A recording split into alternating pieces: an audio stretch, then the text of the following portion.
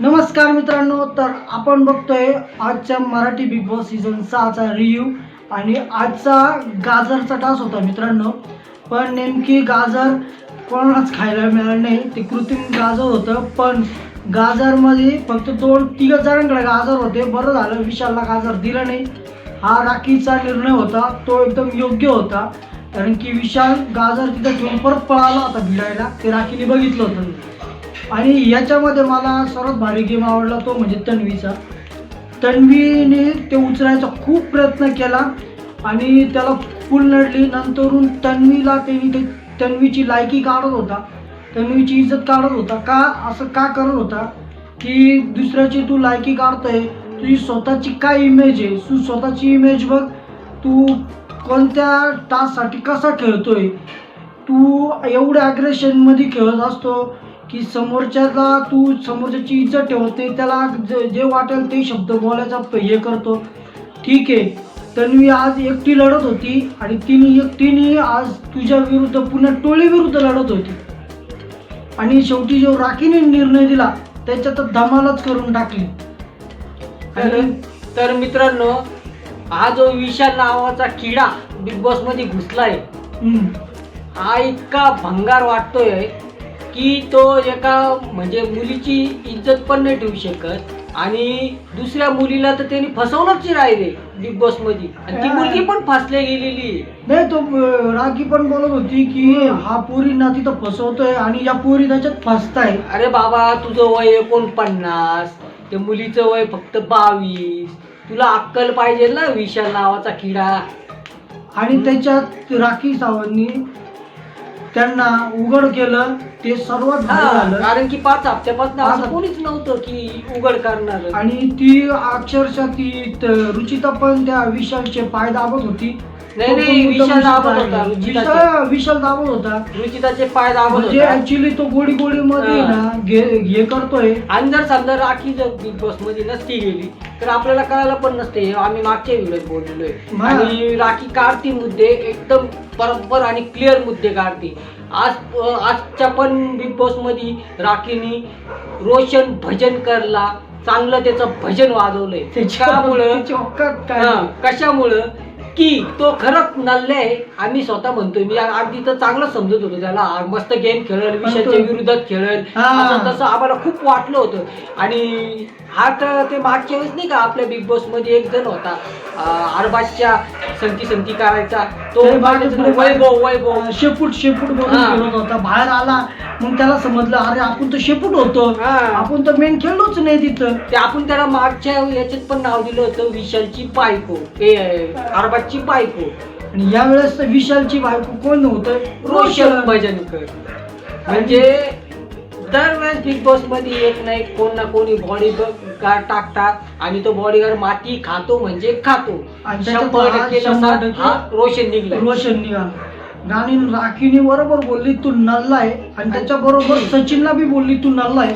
तो सचिन कुमार तो पण नल्ला निघाला. आणि रुचिताला म्हणा तू जरा सांभाळून बोलत जाय. आधी तूच भांडणं उखरून काढले, गेली किचन मध्ये, त्या राखीला काय काय विचित्र बोलत होती, तर तिने काढलं तुझं कॅरेक्टर आणि तिने बरोबर काढलं कॅरेक्टर.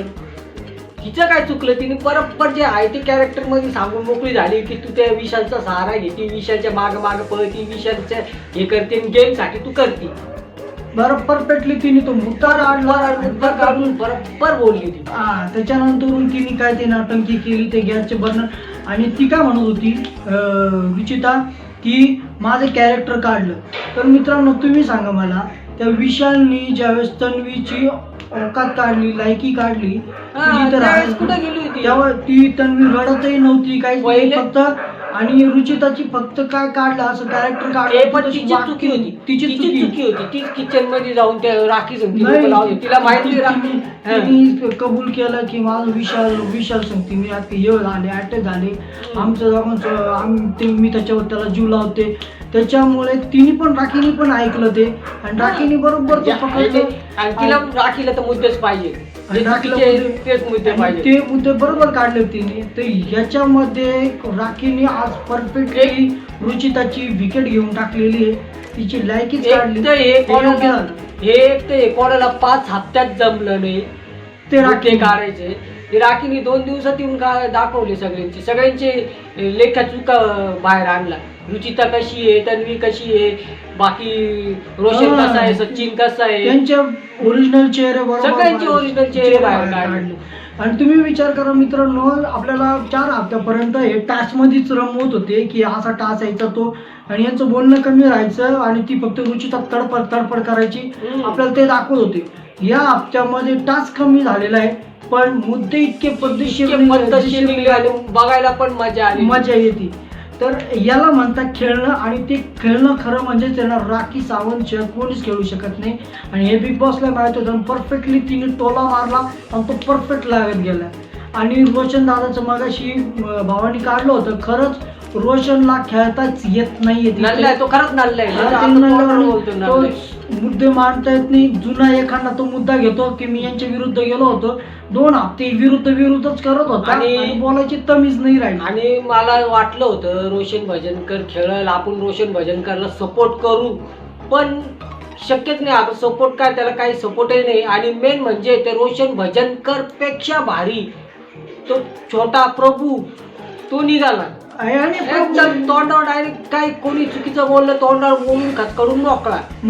तसं रोशन भजनकर नाहीये.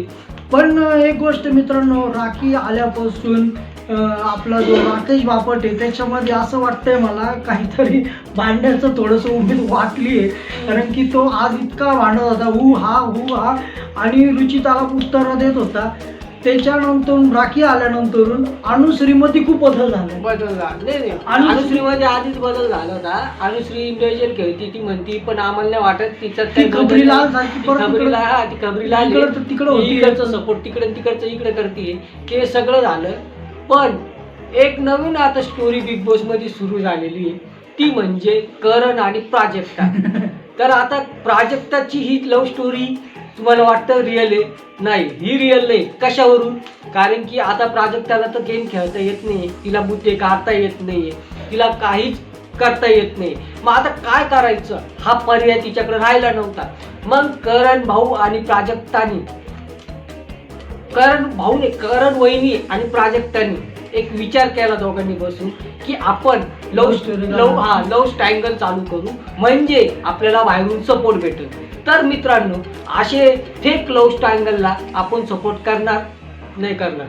आणि हे आम्हाला लगेच कळून गेलं प्राजक्ताचं. कारण की प्राजक्ता किती चलाक आणि किती चतुर्याने पहिल्यापासून बोलत आलेली हे आपल्या सगळ्यांना माहिती, तुम्हाला माहिती ना, आम्हाला माहिती. म्हणजे प्राजक्ताला राखी घडी बोलत होती, तू इथं येऊन फक्त तुझं लव चपाटे चालू आहे, पोरांना फिरवायचे कामं करते, तू काहीतरी गेम खेळ.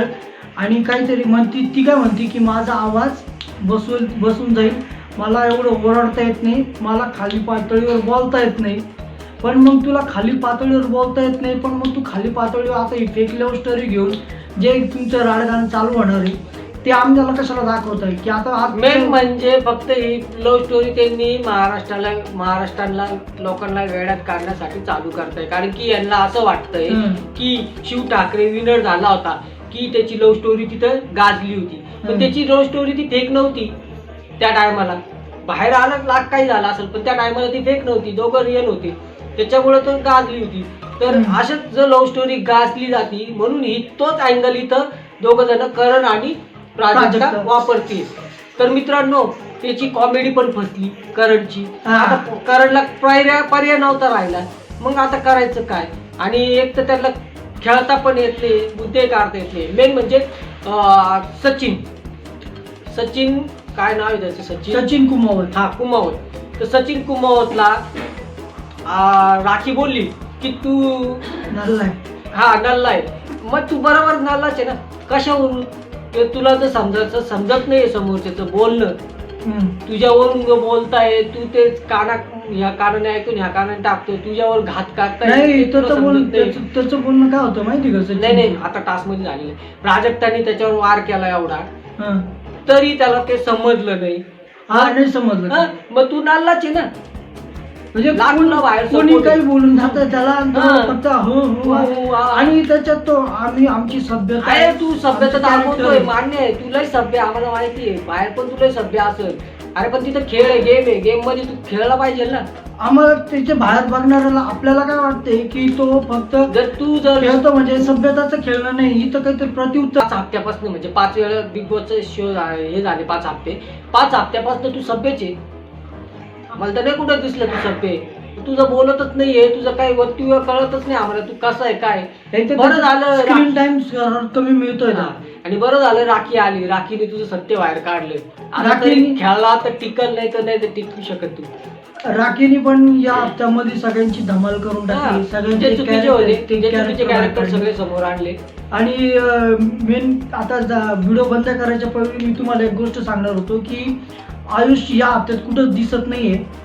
जे ओमकारचा निर्णय बाहेर काढण्याचा तो चुकीचा निर्णय बिग बॉसने घेतला, त्याच्याऐवजी आयुषला बाहेर काढला असतं तर गेम वेगळा असता आणि आयुष हा विशाल संगती नडत पण होता आणि थोडंसं काहीतरी चांगलं वेगळं बघायला मिळालं असतं.